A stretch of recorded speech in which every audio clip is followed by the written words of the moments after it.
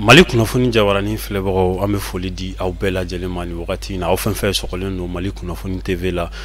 ka foli ni tanuni di aw bɛɛ lajɛlen ma Mali kɔnɔ fo ka taa se Mali kɔkan ma an y'o de fɔ sanga ni sanga ka kɛɲɛ ni jamana kibaruyaw ye an bɛ bɔ ka kibaruya di aw ma yaasa jamana kunkankow la maaw bɛ se ka faamuyali ko o sɔrɔ o la cogo min na bi an ye maa wele an ka kɛnɛ kan yaasa a ka se ka na a da don gɛlɛya dɔw bɛ yen nɔ olu la an ka jamana kɔnɔna la yan nɔ n'a ma ɲɛ k'a fɔ ko jamana kuntigi n'o ye Asimi Goyita ye ale kɔni ye a dalakan di k'a fɔ ko maa si kɔni tɛna na tɔɲɔ jamana in kɔnɔ kɔni k'ale to fanga la ni a ma ɲɛ k'a fɔ ko kow bɛ ten tɔ ni an fana ye ko minnu ye a ka kan kuma ni kuma an ka bɔ ka lasɔmini kɛ yaasa kow bɛ se ka ɲa cogo min na sabula fanga furancɛ fanga a ɲali o de da ka di an bɛɛ lajɛlen na walasa an bɛ se ka kuncɛko ɲuman kɛ jamana sini o bɛ o de la sa o hukumu kɔnɔna la an ye jɛkulu dɔ secrétaire administratif wele ni o ye filière bétail viande ye Zumana Kulibali FEBEVIM ale ye o secrétaire administratif ye an y'ale wele an ka nin jɛmukan in kɛrɛnkɛrɛnnen kɛnɛ kan yaasa gɛlɛya minnu bɛ yen nɔ filière viande bétail ko la a bɛ se ka na a da don olu dɔw la cogo min na k'olu ɲɛfɔ ani jamana kuntigi yɛrɛ fana kun ye layidu dɔw ta an y'a ye sɔgɔmada in na journal Cikan kɔnɔna la k'a fɔ ko jamana kuntigi kun ye layidu dɔw ta FENALE mɔgɔw ye minnu fɛn fɛn bɛ baara kɛ ni domaine ninnu kɔnɔna la jamana kuntigi ye layidu dɔ ta u ye nka layidu in kɔni a bɛ i n'a fɔ layidu a tɛna timɛ dɛ ni wuli ka jɔ ma kɛ a ko bɛ kɛ gɛlɛya ye o de la bi sɔgɔmada in na an ka maa welelen Zumana Kulibali secrétaire administratif de FEBEVIM Zumana i ni sɔgɔma. Ni sɔgɔma. I nana an ka wele jaabi a diyara an ye kosɛbɛ folikan ɲuman b'i bolo k'a di lamɛnbagaw ma ani lajɛbagaw ma ni wagati in na. Ok an bɛ foli lase maliyɛn bɛɛ lajɛlen ma ka taa jamana kuntigi la ka na bila an yɛrɛw ka tɔn n'o ye Mali bagan marala bɛɛ lajɛlen ye ka taa duguba kɔnɔ fo ka taa bila togodaw la an ka foli bɛ bɛɛ lajɛlen ye. Y'a dɔn bagan maralaw ani bagan marala bɛɛ lajɛlen de bɛ jɛ la. N'Ala sɔnna ma ni Mali bagan marala bɛɛ lajɛlen bɛ jɛ na ka taa komi n y'a fɔ cogo min na ka taa togodaw la ka na bila fo Bamako district la an ka tɔn bɛ a yɔrɔ bɛɛ lajɛlen na an sigilen bɛ Mali fan bɛɛ fɛ. Kosɛbɛ. O ye tɔn belebele n'a ma ɲɛ k'a fɔ ko tɔn bɛ Mali fan bɛɛ fɛ tiɲɛ yɛrɛ la o ye tɔn belebele nka jɛkulu min ni an bɛ k'a tɔgɔ fɔ nin ne ye o secrétaire administratif ye FEBEVIM yɛrɛ mun de don i bɛ se k'i da don a la dakurunya damadɔ ka fɔ an ye. Ok FEBEVIM kɔni ye jɛkuluba ye jɛkulu min sigira Mali bagan maralaw ka nafa an'u ka hakɛ ani u yɛrɛ bɛ se ka bɔ u yɛrɛ la ɲinini kama donc o jɛkulu in an y'a fɔ ye cogo min na a sigilen bɛ ka taa Mali togodaw la fo ka n'a bila Bamako district la an y'a a organiselen bɛ o cogoya de la mais a président national ba o ye honorable Aboubacar Ba ye ale sigilen bɛ Bamako yan siège national fana bɛ Bamako yan mais an n'an ka dugumamɔgɔw ninnu kɔni bi baara kɛ ka n y'a fɔ ye cogo min na ka taa togodaw la fo yan nɔ. Kosɛbɛ o diyara an ye FEBEVIM ni a ma ɲɛ k'a fɔ ko ani dugumamɔgɔw bɛ baara kɛ sabula an b'a ye jɛkulu caman na k'a fɔ ko jɛkulu kɔni a bɛ créer nka i b'a sɔrɔ sanfɛmɔgɔw dɔrɔn de bɛ jɛkulu in ka a nafa sɔrɔ yala jɛkulu in a bɛ ka se ka nafa se a ka dugumamɔgɔw ma n'o ye bagan marala misɛnnin minnu bɛ hali togodaw la. An bɛ nafa lase u ma parce que n y'a fɔ a ye cogo min na jɛkulu nin ye jɛkuluba kelen de don mais a kɔnɔna na a tilalen don yɔrɔ bagan mara fasugu ka ca dɔw bɛ bagan mara kungo kɔnɔ dɔw bɛ bagan siri k'a kulɔ k'a feere dɔw fana ta ye k'a san k'a feere dɔw ta ye k'a bayɛlɛma k'a kɛ sogo ani fɛn wɛrɛw ye donc an ka tɔnkulu in kɔnɔ o jɛkulu saba de b'a kɔnɔ o dubon saba de b'a kɔnɔ bagan maralaw bagan feerekɛlaw ani bagan bayɛlɛmakɛlaw o de bɛ nin kɔnɔ bon an ka nafa bɛ taga nin bɛɛ de kan parce que n'i y'a jateminɛ san o san an bɛ wulikajɔ kɛ parce que tilema mana bɔ ta yɔrɔ bagan dumuni bɛ gɛlɛya an bɛ wulikajɔ kɛ bagan dumuni minnu bɛ bagan dumuni baaraw kɛ n'o ye an b'u fo yan nɔ kosɛbɛ FENALE mɔgɔw an kɔni an bɛ wuli ka jɔ ka boliboli kɛ cogo bɛɛ an bɛ se ka kɔɔrikolo bagan dumuni sɔrɔ cogo jumɛn na k'a di an ka bagan kulɔlikɛlaw ma pour que maliyɛn bɛ se ka sogo sɔrɔ nɔgɔya la cogo min na an b'o kɛ an ka tɔndenw ye en même temps an ka tɔndenw minnu i b'a dɔn bagan mara bɛ yɔrɔ yɔrɔ gɛlɛya bɛ yen parce que bagantigiw ni forotigiw bɛ bila ɲɔgɔn na bagantigiw ni mɔgɔ wɛrɛw bɛ bila ɲɔgɔn na donc n'o gɛlɛya fɛn fɛn bɛ yen nɔ ni a sera an ka tɔnden ma u bɛ kunnafoni s'an ma an fana bɛ wulikajɔ kɛ pour que o bɛ se ka degun bɛ se ka ta ka bɔ u kan cogo min na an ka mɔgɔ minnu fana bɛ taa ni baganw ye kɔfɛ comme u bɛ taa ni baganw ye feereyɔrɔ la sugu la n'u ye gɛlɛya min fana sɔrɔ an bɛ wuli ka teliya an ni faamaw cɛ ka kuma pour que o bɛ se ka nɔgɔya cogo min na donc an ka tɔnkulu in a sigikun bagan maralaw ka lafiya sɔrɔ u ka baara bɛɛ kɔnɔna na o de y'an ka tɔn in sigikun ye. Kosɛbɛ o diyara n ye an bɛ taa ɲininkali dɔ la ni o ye i da sera a ma ko FENALER yala FENALER ani aw ka nin jɛkulu in FEBEVIM sira jumɛn de b'u ni ɲɔgɔn cɛ. Bon an yɛrɛ mɔgɔw y'a fɔ cogo min na bagan fɛn fɛn bɛ bɔ bagan na o bɛɛ ye bagan dɔ ye kosɛbɛ parce que n'i ko FENALER o ye nɔnɔtigiw de ye nɔnɔ a bɛ bɔ bagan de la mais ni bagan ma balo nɔnɔ ti bɔ a la kosɛbɛ bon ni bagan ma balo a sogo ti ɲa a ti sogo ti sɔrɔ tiɲɛ donc anw ka tɔn ye bagan balo tɔn ani fɛn fɛn bɛ bagan kun kan mais dɔw FENALER kɔni b'a dama o y'a dama fédération ye min bɛ i occupé min bɛ i ɲɛsin nɔnɔko dɔrɔn de ma mais bi alhamdulilayi an y'a ye k'a fɔ ko est ce que n'an tora nin cogoya la tan est ce que an ka sɔrɔw n'an ka laɲiniw tɛ tila tila o de y'a to an ye confédération dɔ sigi sen kan n'a bɛ fɔ ko CONFENEM confédération nationale des éleveurs du Mali donc o CONFENEM kɔnɔna na nɔnɔtigiw sogotigiw yɛlɛmalikɛlaw ani minnu yɛrɛ fana bɛ bagan tɛmɛsiraw ni bagan fɛnw kɔlɔsi ani denmisɛnninw n'a bɛ fɔ ma ko RPPS FENALER ani FENAGER donc olu bɛɛ de fara ɲɔgɔn kan ani FEBEVIM ka fara ɲɔgɔn kan kɛ tɔnba kelen n'o ye CONFENEM ye donc o kɔrɔ ye k'a fɔ ko nɔnɔ an bɛ yɔrɔ min na ko bi n'an ka laɲiniw sabatira a ɲɛ ma an bɛɛ de bɛna kɛ an bɛɛ kɛra jɛn kelen ye sisan ka to ka bagan yɛrɛ ka nafa sɔrɔ siraw defan donc n'i ko ko bagan i ko ko a balo cogo ɲuman kosɛbɛ donc o de y'a to ani FENALER ye ɲɔgɔn sɔrɔ ni kɛnɛ kan pour que ka kuma bagan dumuni ko kan kosɛbɛ an bɛ lamɛnbagaw ni lajɛbagaw ladɔnniya sa k'a fɔ ko ani Zumana Kulibali de bɛ ɲɔgɔn bolo secrétaire administratif Betaille Viane ale ye o maa ye ni a ma ɲɛ k'a fɔ ko a bɛ ten tɔ Zumana bi sɔgɔmada in na kɔni an solila ka wuli ni kibaruya ye ni o ye kibaruya samu ni jamanakuntigi ka kun kɛlen don ka layidu dɔ ta bagan maralaw ye yaasa ka se ka bagan dumuni ko ka a yakubaya cogo min na nka kibaruya in kɔni a bɔra journal Cikan yɔrɔ la an y'a ye yala i bɛ mun kalama a ko la. Ayiwa ne kɔni ni kibaruya in a y'a ye journalu kɔnɔ cogo min na kosɛbɛ mais an kɔni b'a boliboli la depuis 2021 depuis 2021 an bɛ ni kɛlɛ la an b'a boliboli la an b'a laɲini na mɔgɔ da bɛ se ka don a la pour que bagan bɛ se ka balo ka ɲa cogo min na sogo ka se ka jigin Mali kɔnɔ k'a kɛ maliyɛnw sago ye cogo min na parce que n'i y'a jateminɛ u b'a fɔ ko Mali ye bagan mara jamana ye mais a fɔra k'anw ye bagan mara jamana ye i bɛ taa sɔrɔ an ka nɔnɔ da ka gɛlɛn an ka sogo da ka gɛlɛn mun de bɛ na n'o ye donc bagan balo cogo donc ni bagan balo cogo sera ka nɔgɔya a ka ca Ala fɛ maliyɛn bɛɛ bɛ sogo sɔrɔ ka dun ka fa maliyɛn bɛɛ bɛ sogo sɔrɔ nɔgɔya la mais i ye min fɔ sisan k'a fɔ an wulila sɔgɔmada in na k'a sɔrɔ a bɛ journalu kɔnɔ k'a fɔ ko jamanakuntigi kun ye bagan dumuni dɔ hakɛya bila Mali bagan maralaw ka bolo kan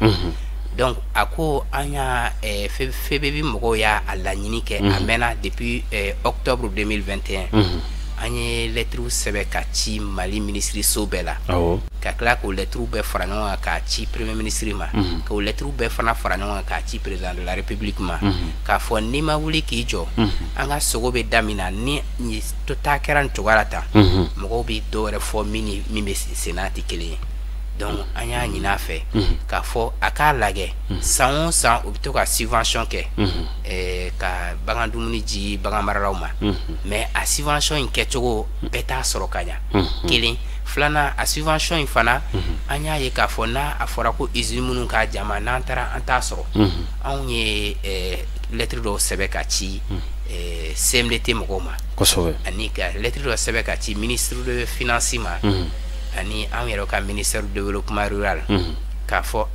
aw bɛ ka taabolo min kɛ an kɔni ka jateminɛw na parce que anw de y'a bénéficiaire ye anw b'a dɔn an bɛ wuli a ɲɛfɔ an bɛ sɛgɛn min k'a kɔnɔna na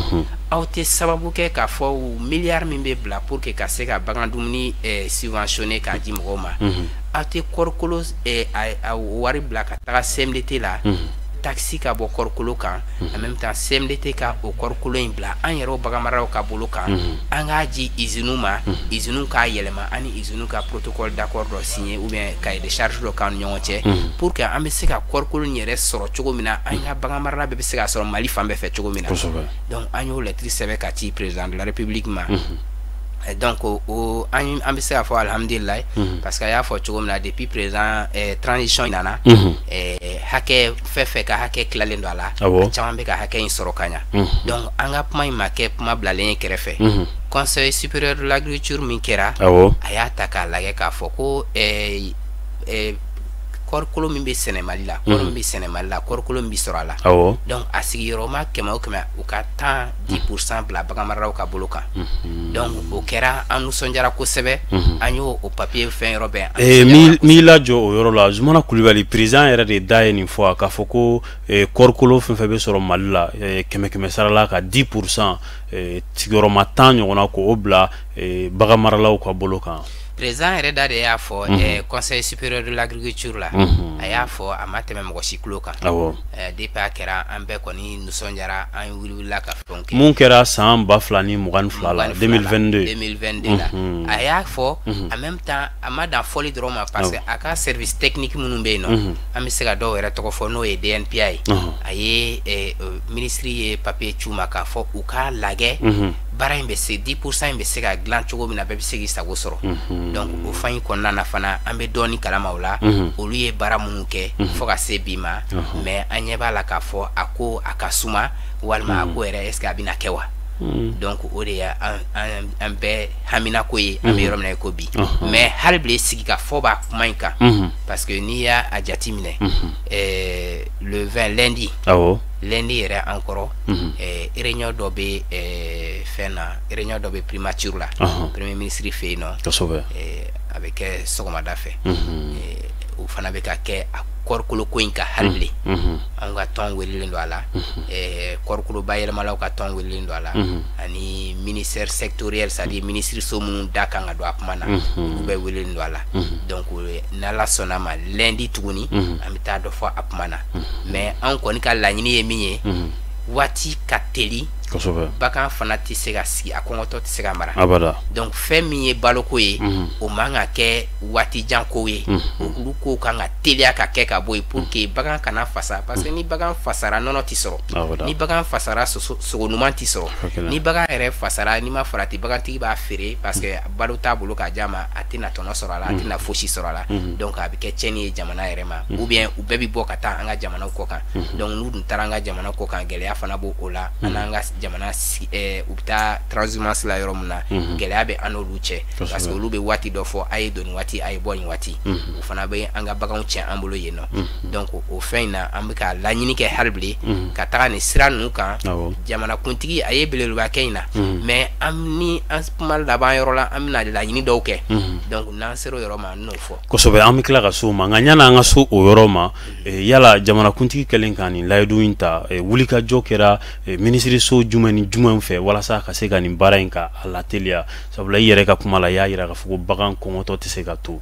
wulikajɔ kɛra minisiriso jumɛn ni jumɛn fɛ yasa k'a ko lateliya wa kunnafoni di gafe kɔnɔ an y'a ye fana k'a fɔ ko ministère de l'industrie o da donna a kuma la k'a fɔ ko o ye a marché di a sagona entreprise dɔw ma ou bien industriel dɔw ma yala i bɛ mun kalama o ko in fana na ok n y'a fɔ ye cogo min na depuis a ko daminɛ fo ka se bi n'i ye ɲininka n bɛ se ka caman fɔ a la kosɛbɛ a daminɛ na an kun ye usine 53 anw de kun ye o sélectionné k'a fɔ san o san n'anw bɛ kɔɔrikolo ɲini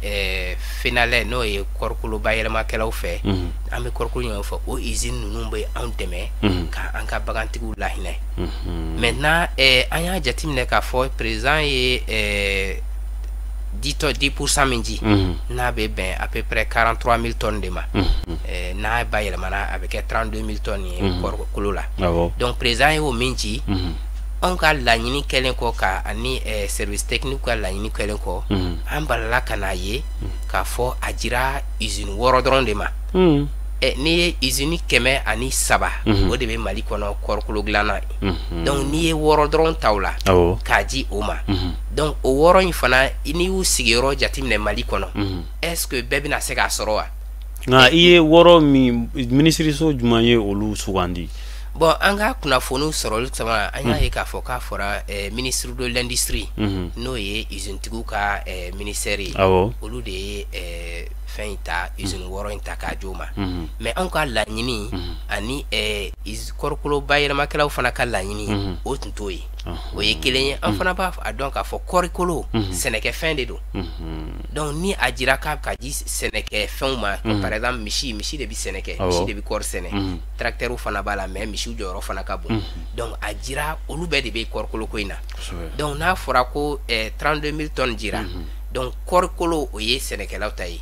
yɛlɛmakɛyɔrɔ o ye usine ta ye mais a bɛna laban sɛnɛkɛlaw fana de la donc an kɔni tun ma sigi n'a ye hali fitini k'a fɔ ko an bɛna bɔ an ka ministère du développement rural la ka taa an yɛrɛ sɔrɔ industrie la ni kɔɔrikolo ko in na an fana tun t'a dɔn k'a fɔ ministre de l'industrie et du commerce c'est-à-dire bayɛlɛmakɛlaw ka ministre ani jagokɛlaw ka ministère so an t'a dɔn k'a fɔ ko olu fana ka mɔgɔ ta ka a k'u sago n'a ye k'a sɔrɔ anw ka jateminɛ na Mali bɛɛ de ka kan la donc a kun ka kan ka kɔɔrikolo in tila Mali usine bɛɛ ni ɲɔgɔn cɛ pour que ni Sikaso mago b'a la Sikasokaw k'a sɔrɔ u kɛrɛfɛ ni Segukaw mago b'a la olu k'a sɔrɔ u ka usine naw kɛrɛfɛ ni Kucalakaw mago b'a la u k'a sɔrɔ u kɛrɛfɛ ni Kitakaw mago b'a la u k'a sɔrɔ u kɛrɛfɛ Bugunikaw mago mana k'a la u k'a sɔrɔ u kɛrɛfɛ mais n'a taara concentré c'est-à-dire n'a bɛɛ taara yɔrɔnin kelen i b'a ye k'a fɔ k'a ta ka bɔ yɛrɛ ka se o ye gɛlɛya ye et puis bagan maralaw bi Mali fan bɛɛ de fɛ donc ni min bɛ Kidal n'a fɔra ko kana ta fɔ Sikaso yarɔ gɛlɛya b'o la donc ni min bɛ Moti n'a fɔra ko ka pan Segu ninnu fɛnw bɛɛ ka Kucala ka kana ta Bamakɔ yan nɔ yarɔ ka gɛlɛn donc an kɔni kun y'a fɔ k'a fɔ nin ko in n'an kun sigira k'a kuma kɛ ka ɲa comme an kun y'a daminɛ ni an ka ministre du développement rural ye cogo min na u kun bɛ kunnafoni minnu ɲini anw fɛ donc n'o o kun ye sira sɔrɔ a ka ca Ala fɛ an bɛ yɔrɔ min na bi an tun tɛ kɛ yen a ye gɛlɛya yɛrɛ lase usine tigiw ma parce que an bɛ yɔrɔ min na bi u ka usine tigiw ka tɔn cira Fenalɛ Fena Fab je veux dire olu ka tɔn cilen do bi o mɔgɔ a jili min kɛra mɔgɔ 6 ma u ma bɛn tɔw ma tɔw fana ko n'o de don k'olu sen t'a fansi la u yɛrɛ ye u ka ɲɛmɔgɔ wuli bibi na an bɛ se k'a fɔ bureau provisoire fɛn dɔ b'u bolo yen nɔ u yɛrɛ bɛ se k'u labɛn cogo min na donc Ala ni kɔɔrikolo ko in y'a sababu ye kɔɔrikolo ko in kɛra sababu ye ka u ka tɔn ci o fana ye gɛlɛya dɔ ye bon a ye tɔn ci min a dira minnu fana ma est-ce que olu fana bɛna se k'a ji wa parce que kɔɔri ma ɲa ɲinɛ cogo min na kɔɔri ma ɲa ɲinɛ dɛ ne yɛrɛ ye Sikasoka ye samiyɛ banda ne taara Sikaso n ye kɔɔri foro minnu ye ka na donc a kɛra baara ye kɔɔri ma ɲa nka i ko ko ministre kɔni ye ministre de l'industrie ye a ɲɛsin usine ba 6 dɔw ma a yɛrɛ sagona usine aw ma impliqué a la aw ma impliqué a la an bɛ se k'a fɔ fana usine tigiw fana ma impliqué a la u balila ka usine 6 in de tɔgɔ mɛn mais usine 6 ninnu i bɛ se ka u tɔgɔw fɔ bon u tɔgɔw tɛ n bolo yan nɔ u tɔgɔw tɛ n bolo yan mais je sais quand même que a dira usine 6 min ma donc olu fana ni u ka tɔn mɔgɔw bɛ ɲɔgɔn na donc ça veut dire que gɛlɛya bɛ yen ok an bɛ taga ɲɛfɛ halisa yala ministre de l'industrie ale kɔni ye a impliqué nin ko la mais aw yɛrɛ bolo ministère jumɛn de habilitelen don ka se ka nin baara in yɛrɛ k'a bɛɛ lajɛlen kun cɛ bon ministre so dɔ bɛ bagan mara de kama ani ministre so dɔ bɛ d'ailleurs a bɛɛ ye ministre so kelen ye bibi na parce que ministère délégué bɛ yen ani ministre de développement rural bɛ yen nɔ chargé ministre délégué chargé de l'élevage et de la pêche o bɛ yen nɔ donc développement rural de bɛ nin bɛɛ ta ne kɔni fɛ baara in n'a kun ko k'a bɛ taa cogoya la an b'a fɔ ka ministère de l'industrie bila kɛrɛfɛ an b'a fɔ ka ministère de l'économie et des finances bila kɛrɛfɛ parce que olu de ye jamana waribɔntigi ye donc olu fana ka hakɛ bɛ kɔrikolo in kan donc an yɛrɛ kun y'a ɲini olu fana fɛ u ka jamana ka hakɛ ta ka bɔ kɔrikolo kan n'o ye a bɛ fɔ o ma ko TVA u k'a ta ka bɔ a kan pour que bagan maralaw bɛ se k'a sɔrɔ nɔgɔya la cogo min na an y'o lɛtiriw sɛbɛn ka ci donc u y'an jaabi o jaabiw b'an bolo yan nɔ mais nin fɛn yɛrɛ gestion n'an ko kan k'a fɔ a ye cogoya yɛrɛ la jamanakuntigi y'a di jamana tɛ se ka sen bɔ a la mais a jira minnu ma olu ka tɔnbaw bɛ yen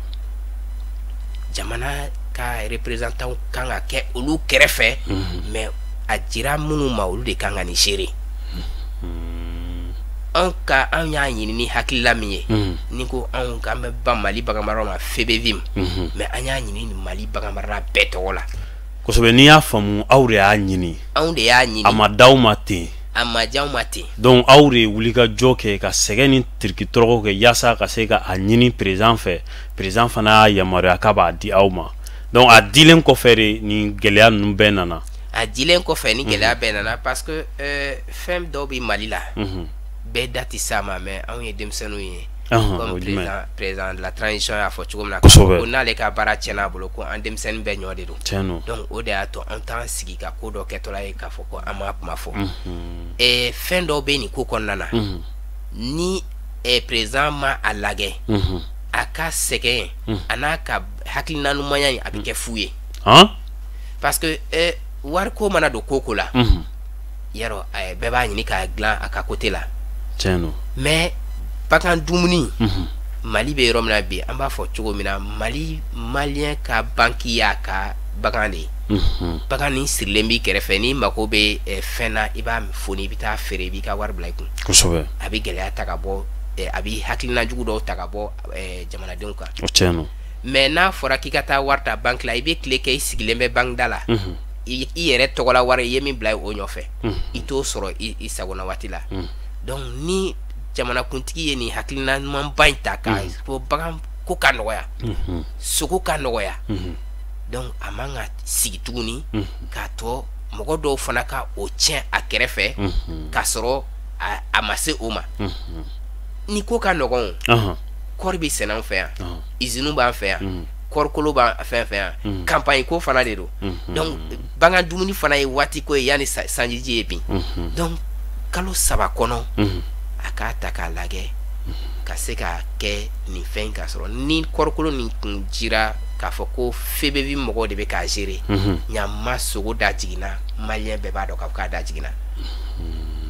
mais an bɛ yɔrɔ min na ko bi a fɛn a laban bɛ taa bila magasin de kɔnɔ sanji samiyɛ nalen ka bin wuli ka yɔrɔ bɛɛ labɔ u bɛ sɔgɔna k'u b'a di mɔgɔw ma o bɛ nafa ɲa wa yala ni 10% in a kan ka di bagan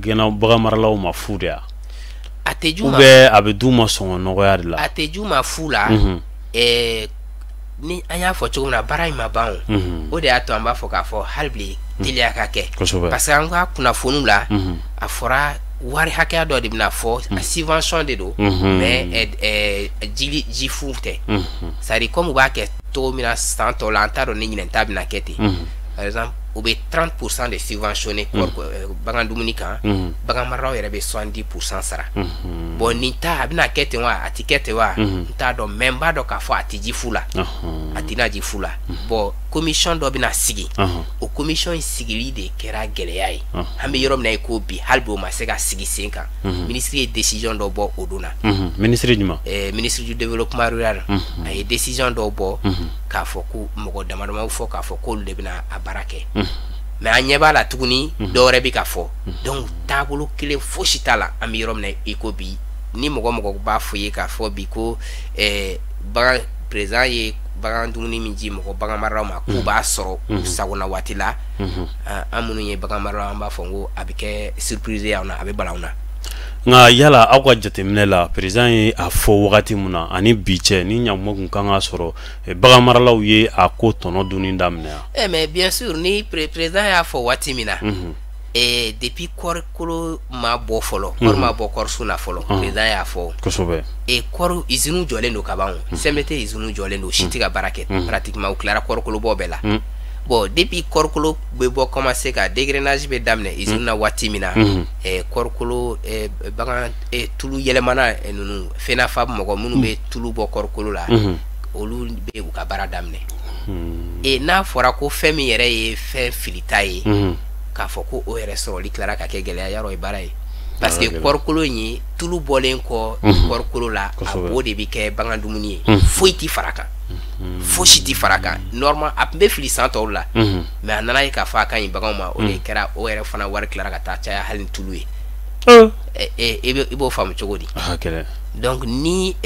président y'a fɔ waati min na depuis campagne daminɛna ni CMDT mɔgɔw kun y'a lagɛ waati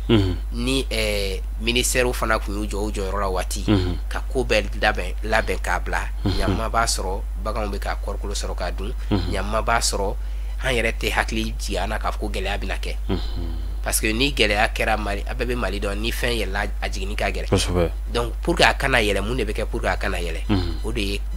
ka teliya ka baganw ka bagan dumuni nɔgɔya e k'a jateminɛ bi kɔrikolo tonne kelen usine na bi a bɛ ka feere 54 tilema ma se yɔrɔ si fɔlɔ n'i ye salon jateminɛ salon mɔgɔw ye kɔrikolo san 70 a tɔni donc i b'o kɛ ka bagan jumɛn balo k'i bɛ t'o feere ka dɔ sɔrɔ o bɛ t'o feere nɔgɔya la ka fɛn sɔrɔ o la bon bɛɛ dun ko k'u bɛ sogo ɲuman de fɛ donc ni bagan ma balo ka ɲa sogo ɲuman t'i sɔrɔ donc a bɛ kɛ baara ye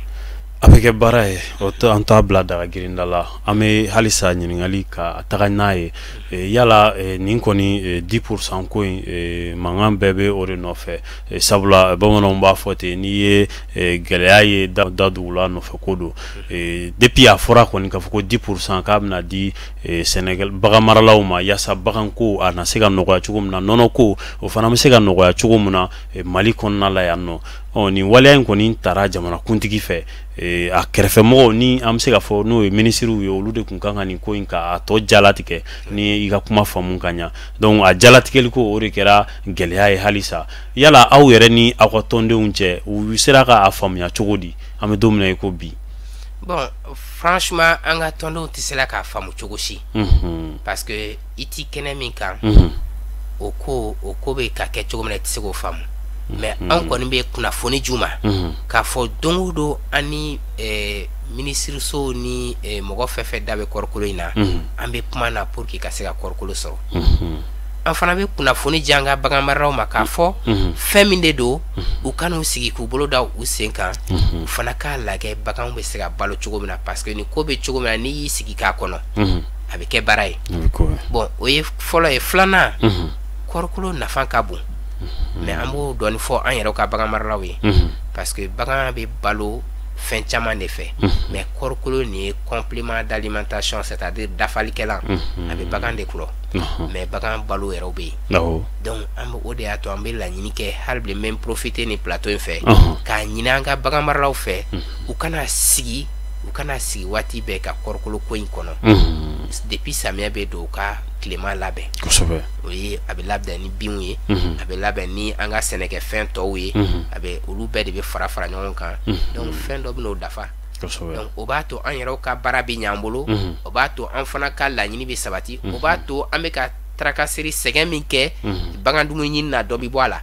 o fana b'a to Mali bagan ko a bɛ taa ɲɛ hali bilen donc n bɛ fɛ k'o yɔrɔ in fana fɔ ka fara gɛlɛya in kan kosɛbɛ jamukan bɛ ka se a kuncɛyɔrɔ la an bɛ n'i ɲininka yala espoir b'aw la nin ko la k'a fɔ ko nin ko in kɔni a na ɲɛnabɔ donna nataw la joona joona yaasa bagan maralaw bɛ se ka lafiya cogo min na sogo n'a sɔrɔ a sɔrɔ cogo la nɔnɔ fana n'a sɔrɔ a sɔrɔ cogo la yala o espoir bɛ yen nɔ a espoir bɛ yen cogo di a espoir bɛ yen parce que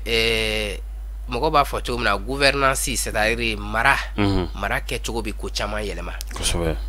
n y'a fɔ kuma daminɛ na an ka jamana kuntigi ye denmisɛnnin de ye an fɔlɔ ko o ye ka fɛnw bila a ka kɛ a yɛrɛ ye ka taa mais sisan an bɛ fɛn bɛɛ ta ka lajɛ de kosɛbɛ donc n'i bɛ fɛn ta ka lajɛ i bɛ solution sɔrɔ a la ni sigi ma kɛ ɲinɛ a bɛ se ka kɛ ɲinɛ ta bɛ gɛlɛya mais an mana ɲɔgɔn sama sama ni fɛn minnu kɛ k'a bila da min kan a ka ca Ala fɛ san tɔw la o b'a sɔrɔ taga sira sɔrɔ la baara bi kɛ ka ɲa mais n y'a fɔ kuma kɔnɔna na k'a fɔ bagan kɔngɔtɔ tɛ se ka mɛn ka gɛlɛn fɔ solution rapide teliman ka sɔrɔ ka crise in kunbɛn parce que an t'a dogo mɔgɔw la dɛ sogo crise bi na dɛ sunkalo setɔla filɛ nin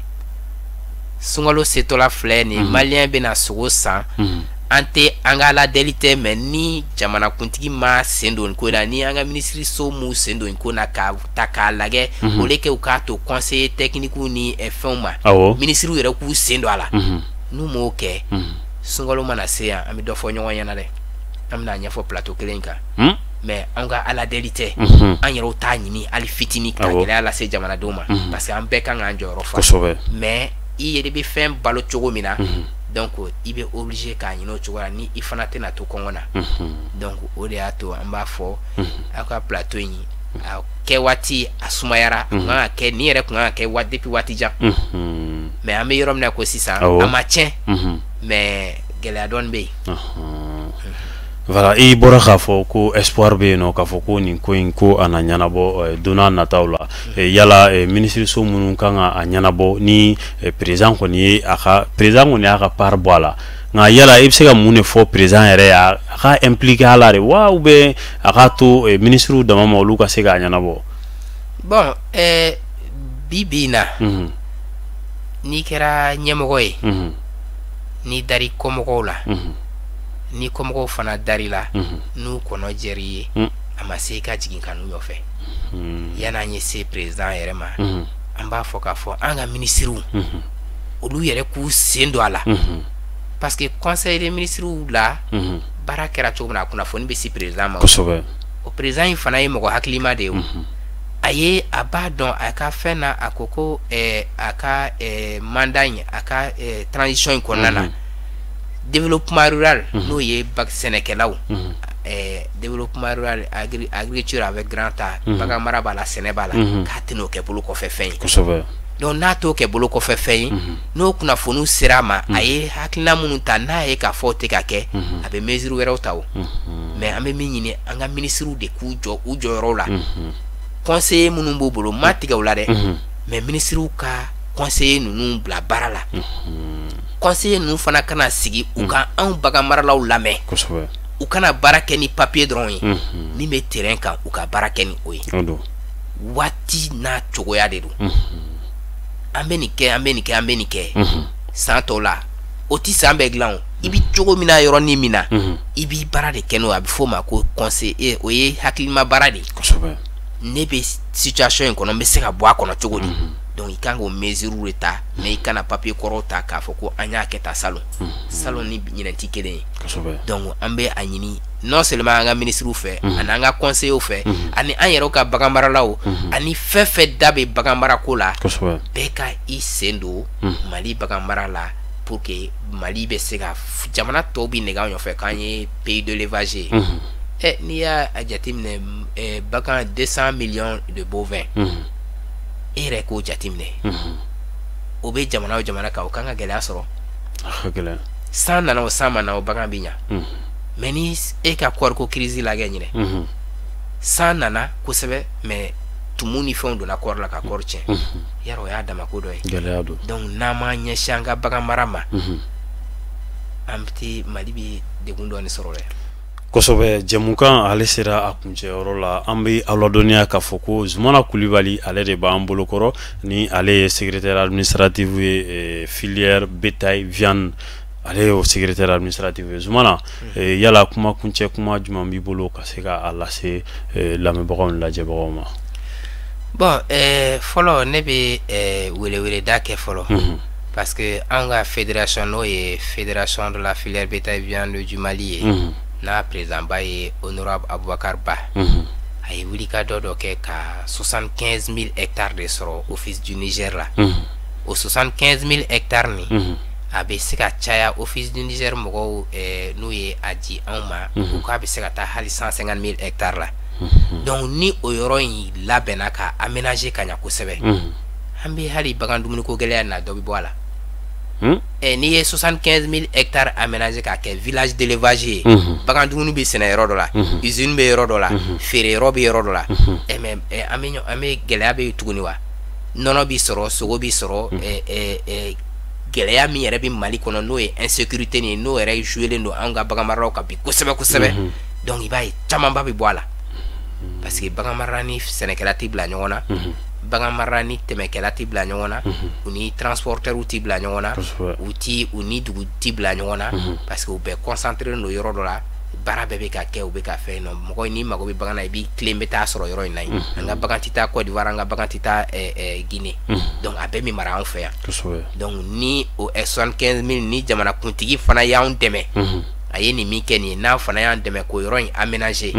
a ka ca Ala fɛ dɔ bɛ bɔ Mali insécurité yɛrɛ la dɔ bɛ bɔ Mali gɛlɛya la centre gɛlɛya la kosɛbɛ donc o ye weleweleda fɔlɔ ye ka lase jamanakuntigi ani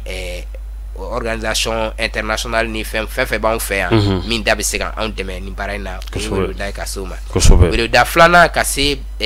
bagan maralaw ma k'a fɔ an k'an tɛgɛ di ɲɔgɔn ma hali bi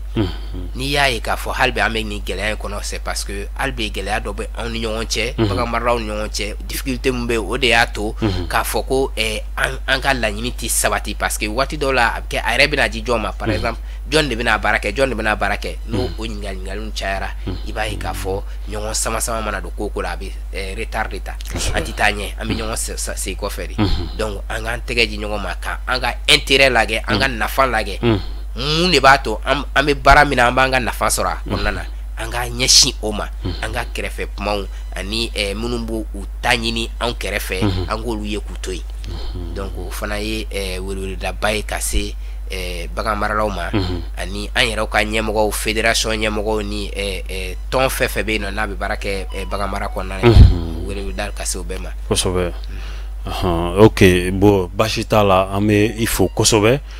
ka sɔn ka na an ka plateau kan ka se ka i hakilina di nin gɛlɛya in kan ni a ma ɲa k'a fɔ ko jamanakuntigi kɔni ye layidu ta jamanadenw ye a ka kan a ka bɔ a sira fɛ nka an bɛ don min na i ko bi a bɛ i n'a fɔ jamanakuntigi kɔni ye layidu ta ka baara to dugumamɔgɔ minnu bolo ni o dɔ bɛ tali kɛ minisiriw la olu de kan k'u wuli k'u jɔ nin ko in na yaasa ka se ka nin ko in ka a jalatigɛ bagan maralaw bagan gɛnnaw fo ka taa se sogo minnu bɛ sogo kow ɲɛnabɔ fo ka taa se olu ma olu ka se ka lafiya k'o sɔrɔ u ka baara kɔnɔna la sabula bagan kɔni n'i ko ko bagan i ko ko bagan dumuni ni bagan dumuni tɛ yen nɔ bagan tɛ yen nɔ sogo tɛ sɔrɔ nɔnɔ fana tɛ sɔrɔ o de hukumu kɔnɔna la sa an ye wele bila FBVIM mɔgɔw ma u ka secrétaire administratif ma ale kana a da don nin waleya in na ka se k'a ɲɛfɔ donna nataw la comme dossier a bɛ évoluer de donna nataw la an na wele bila ale ma ou bien u ka maa wɛrɛw ma yaasa ka se ka na nin ko in k'a tɔ jalatigɛ n'a tɔ labanna cogo min na an n'o da lamɛnbaga bɛɛ lajɛlen tulo kan ka bɛɛ lajɛlen fo nin wagati in na Mali kunnafoni TV lajɛbagaw ni a lamɛnbagaw an bɛ bɛɛ fo nin wagati in na ka ɲɛmaayaso fo k'an ka équipe technique ko olu bɛɛ lajɛlen fo nin wagati in na an b'a fɔ aw k'an bɛɛ diɲɛ wagati wɛrɛ wasalamu.